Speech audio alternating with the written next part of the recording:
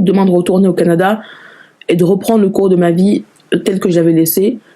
Alors, oui, je retournerai peut-être pas dans la même ville où j'étais, parce que c'était une petite ville. Moi, je suis quelqu'un qui aime les grands espaces, enfin les grandes villes. Ouais. Je suis une fille de la ville, vraiment. J'ai grandi à Paris toute ma vie, donc je suis une fille de la capitale, honnêtement. Donc, si c'était à retourner, je serais sûrement retournée dans une capitale. Mais oui, si c'était à choisir, je retournerais au Canada. Et puis, oui, sans hésiter. Ok. Bon, en tout cas, on va clore ce chapitre un peu triste. Désolé, en tout cas. Et on va passer à une autre question. Bon, t'as pas encore d'enfants, t'as pas encore de famille à laquelle tu dois t'occuper. Ouais.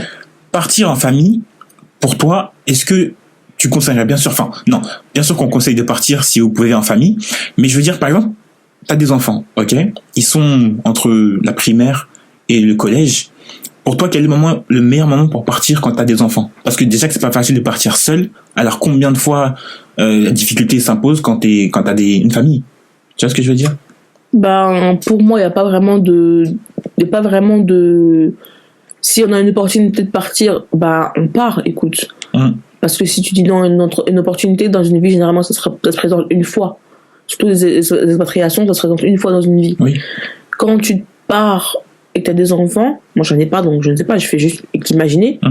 Mais si jamais ça se présentait à moi, ben, je pourrais pas vraiment dire quel âge exactement, mais ce que je sais, c'est que j'aurais préféré, si c'était à choisir, que mes enfants soient comme petits, à la maternelle, ou pas dans des classes où il y a des risques, ou qu'ils arrivent dans notre pays, qu'ils soient complètement largués, voilà, comme déménager quand l'enfant va entrer au CP, ou quand il est en plein milieu de son CP. Les CP, c'est un âge, c'est quand même une classe importante, ouais. Où on apprend à lire, à écrire, à compter, tout ça. C'est des bases, bien sûr. C'est important, l'enfant a besoin de stabilité à cet âge-là. C'est comme si l'enfant si l'enfant a un bac, c'est pas un enfant, parce qu'il a déjà 18 ans normalement. Tu peux pas vraiment dire à un enfant de 18 ans, bon, viens, on y va, il est adulte, il a pas envie de te il ne te fera pas. Ouais. Et tu le mets dans une école française ou, par exemple, pour rester sur l'exemple du Canada, une école canadienne. Déjà que c'est pas les mêmes systèmes d'éducation. Pour toi, quel est le meilleur? Je dirais que je pense que je le mettrais dans une école bilingue. Ok. Bilingue, pas forcément française, mais au moins une école bilingue. Je pense que c'est ce que je ferais. Bilingue pour qu'il ait les deux langues, parce que le Canada est un pays où il y a les deux langues qui sont pratiquées. C'est bien ça. Pour moi, ce serait une école bilingue. Ok. On fait les deux, français, anglais, et puis voilà. Ce serait bien pour lui. Ok. Ou pour elle. Moi, je pense, j'ai plein d'idées en tête sur l'expatriation, parce que c'est tellement vaste, il y a tellement de choses que tu peux, dans le pays, en fait, que tu peux voir. Maintenant, surtout quand t'as un bon passeport, tu vois ce que je veux dire, que ce soit européen, américain. Bref. Pour toi, pour moi déjà, voilà, je vais mettre mon avis.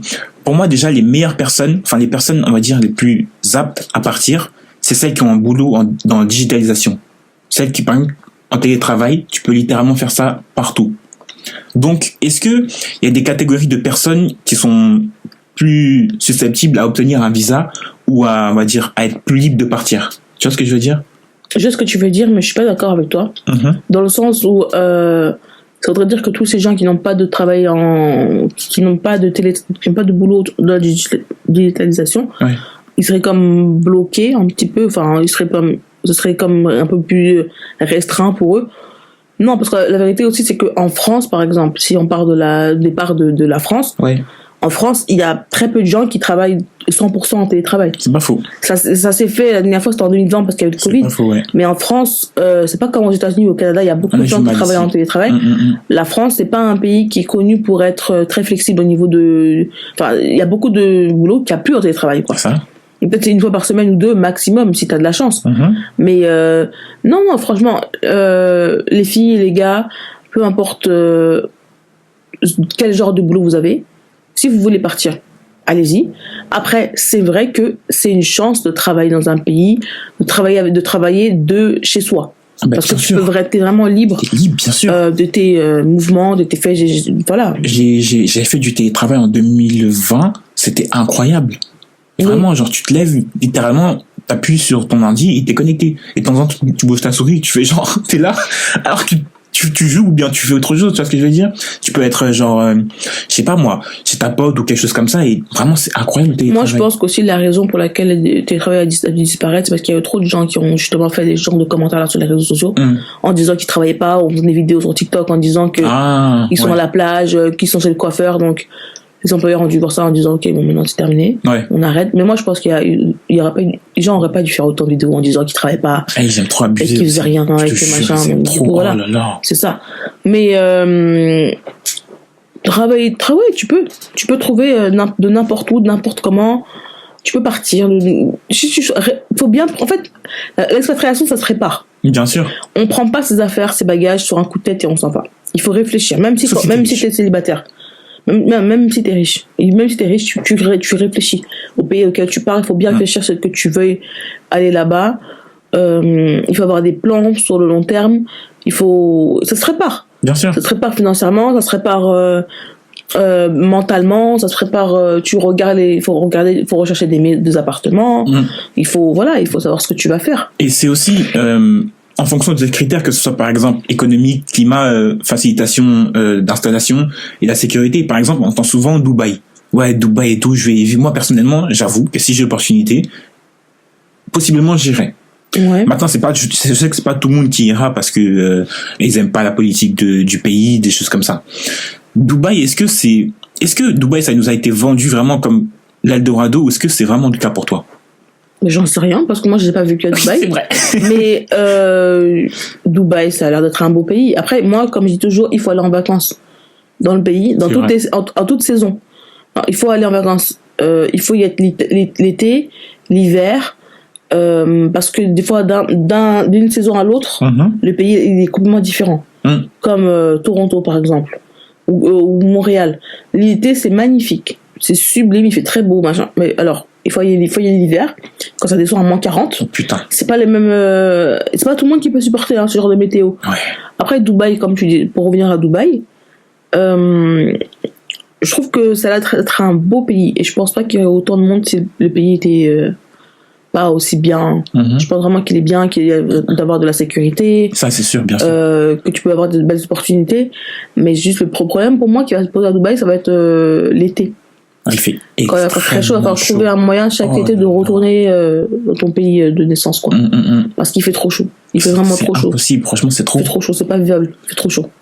Après, je pense que dans l'expatriation, que ce soit Dubaï ou dans un autre pays, il y a aussi, comme j'ai dit, la sécurité, l'économie, la politique du pays, mais aussi les diplômes. Et les gens, ils pensent pas souvent à ça. Ils pensent que je vais venir, je vais m'installer, et ils ont pas, ils cherchent pas à savoir si leur diplôme fonctionne dans le pays dans lequel ils choisissent d'aller.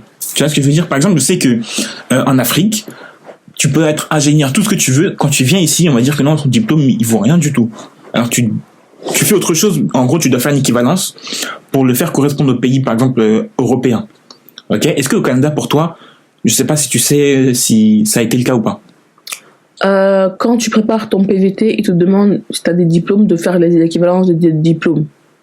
Ou quand tu fais ta résidence, on te demande de faire des équivalences de tes diplômes, bac, BTS, machin, master, tes diplômes. Après, l'Europe et le Canada, c'est pas la même chose dans le sens où le Canada, même si t'as pas forcément les diplômes, on va dire, tu peux arriver et faire des formations et prospérer même sans avoir eu des masters ou des bacs plus 5 ou des bacs plus 3. C'est possible de prospérer. Tu travailles dur, tu travailles fort, comme ils disent. Tu démontres tes compétences, tu démontres que tu es capable et on va te faire prospérer. Le Canada, c'est un pays qui est beaucoup sur la méritocratie. Et c'est vraiment réel. C'est pas comme on dit souvent dans certains pays, c'est la méritocratie. Ça n'existe pas. Voilà. Donc le Canada, c'est vraiment un pays où tu peux prospérer quand tu es quelqu'un de battant et tu travailles dur et tu travailles fort. Tu peux très bien t'en sortir au Canada sans forcément avoir eu des diplômes de grandes universités. C'est faisable. C'est comme non, je pense que pour l'instant je connais que le Canada qui est comme ça. L'Angleterre, je sais pas, je suis pas vraiment sûre, je suis pas restée très longtemps, donc je me souviens pas. Ok. Et vu qu'on est toujours sur le thème de comment ça s'appelle, l'expatriation, je voudrais savoir, moi par exemple, je sais la Gen Z, on veut tous se tirer de la France, littéralement. Genre, j'entends pas une seule personne me dire que elle veut rester ici, bon après c'est pas un problème si tu veux rester ici, mais énormément de personnes veulent partir. Est-ce que pour toi